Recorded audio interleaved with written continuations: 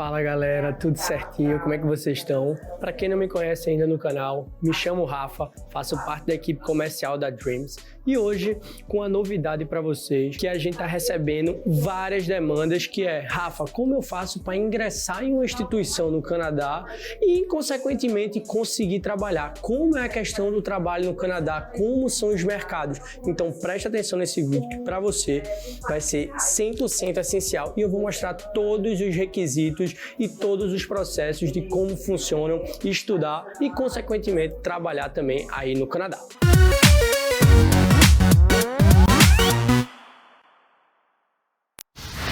Hoje, o número de brasileiros que procuram trabalhar e estudar fora do país vem crescendo de uma maneira muito grande. E hoje o Canadá se tornou um dos principais destinos, principalmente para quem pensa, numa futura imigração. Ah, Rafa, eu sempre tive o sonho de morar fora. Ah, Rafa, eu sempre tive o sonho de estudar fora. Então hoje o Canadá ele tem uma demanda muito alta, principalmente para essas duas coisas que eu acabei de citar para vocês. Então por que o Canadá? Por que o Canadá se tornou assim tão popular nessa questão de estudar e trabalhar? Vocês já sabem, hoje o Canadá ele é o maior país das Américas, então consequentemente, acaba recebendo muitos alunos internacionais, principalmente brasileiros. E por conta dessa particularidade de brasileiros, a gente recebe muitos incentivos, principalmente para a parte educacional, que em consequência, muitas das vezes que você vai fazer uma universidade, vai fazer um college, vai fazer um curso de nível superior no Canadá, você consegue uma permissão para trabalhar, certo? Então preste atenção.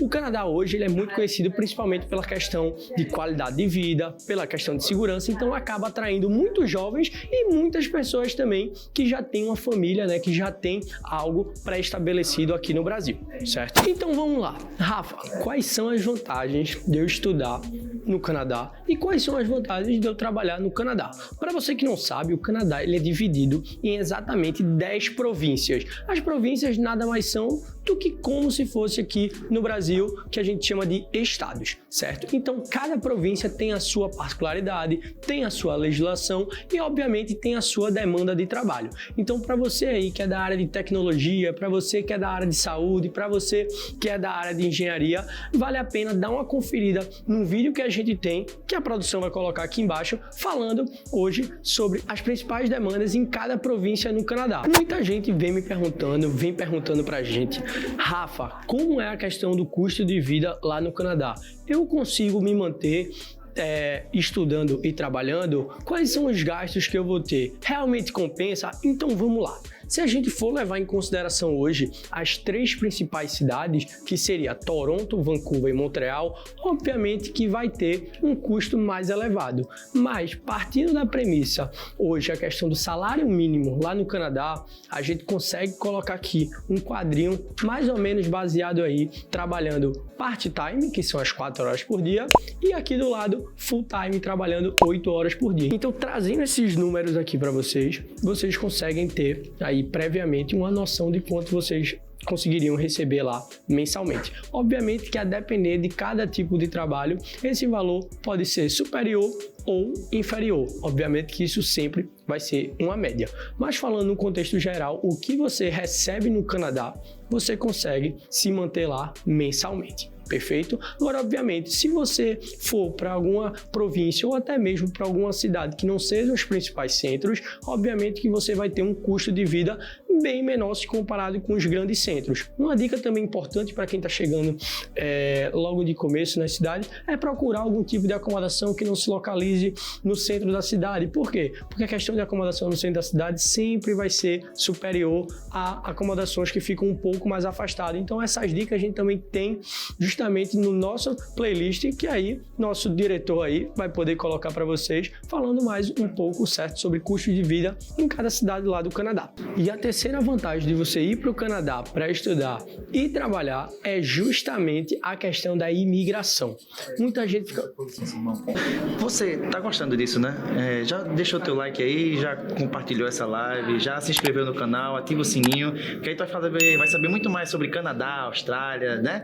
Que esse papo é muito mais. Com certeza. Muito. E olhando daqui, tu é lindo, cara. Eu sou teu fã.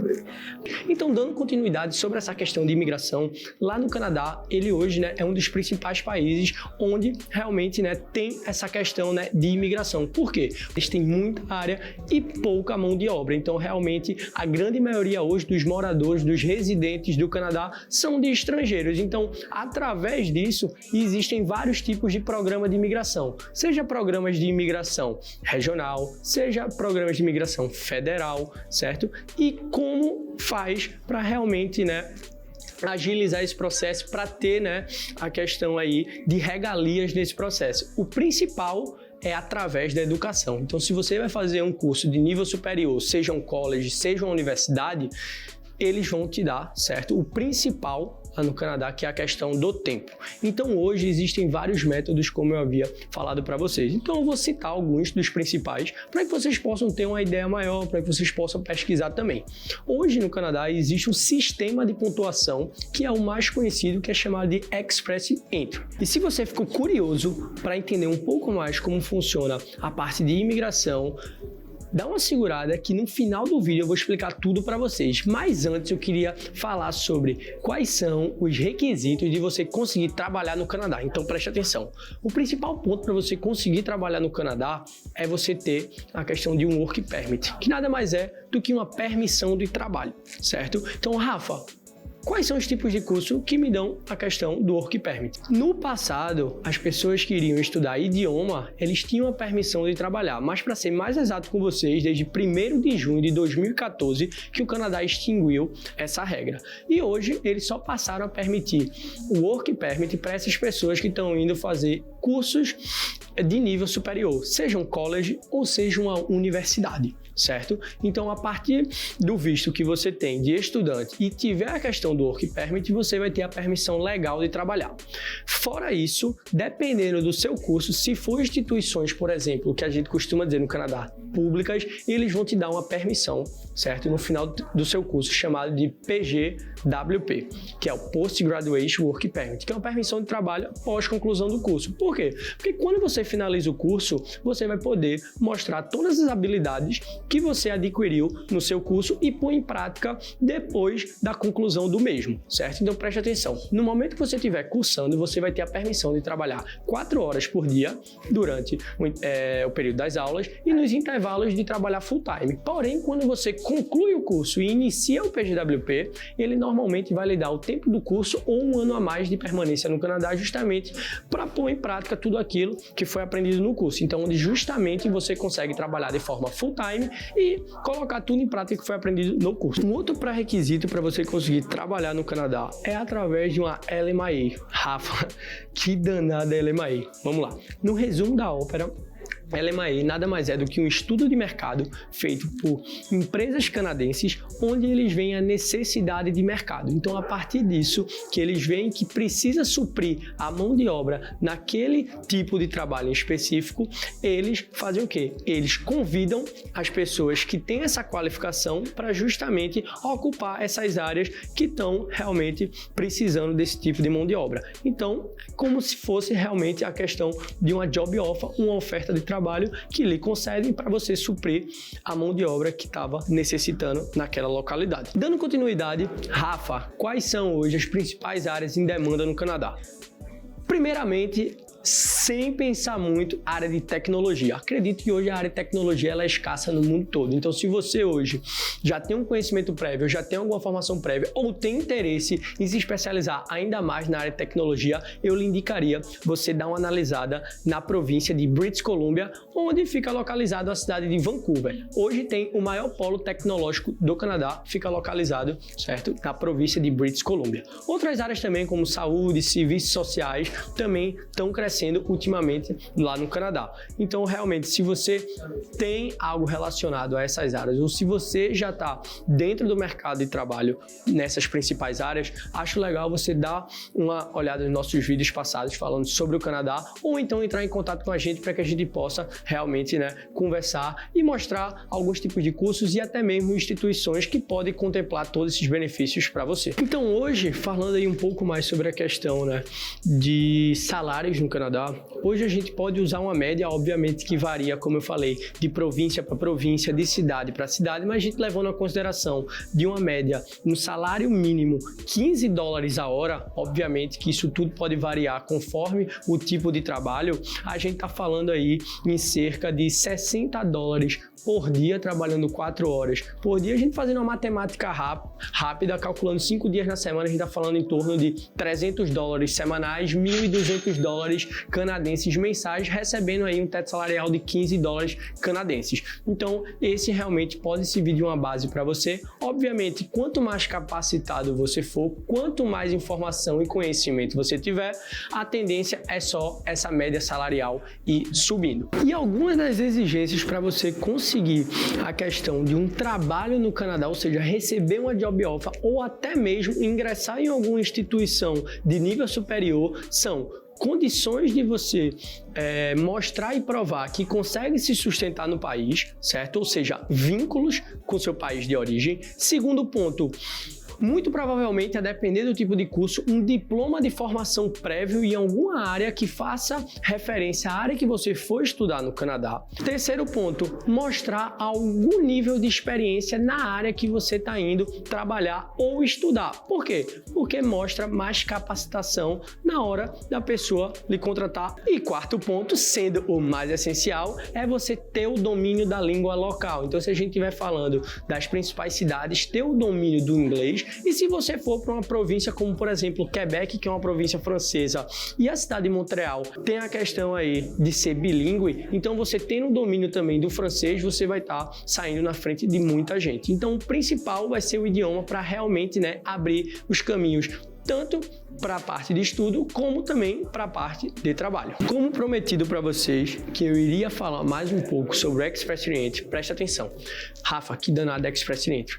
Trazendo aí para o português, o Express Entry nada mais é do que um sistema de pontuação canadense, certo?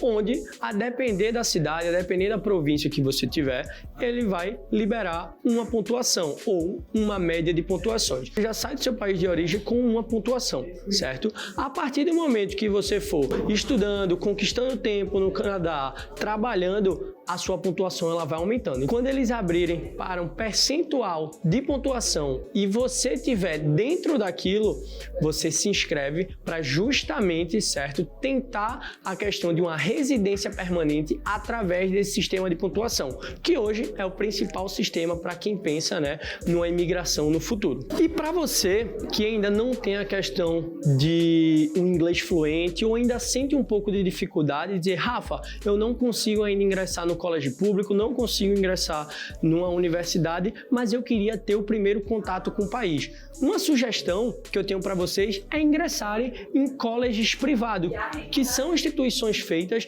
para alunos internacionais, justamente para ser a principal porta de entrada no Canadá. Então, muitas das vezes, esses cursos variam entre 8 meses a 2 anos e eles vão lhe dar, certo, alguns benefícios, inclusive o benefício de poder estudar e trabalhar simultaneamente. Então, para você que realmente quer se especializar mais, quer uma principal porta de entrada para, num futuro, ingressar em uma instituição pública, o college privado pode ser a principal ponte para você. Por quê? Porque você já está ganhando tempo no Canadá, já está trabalhando e, consequentemente, você está, certo, pontuando para o Express Entry.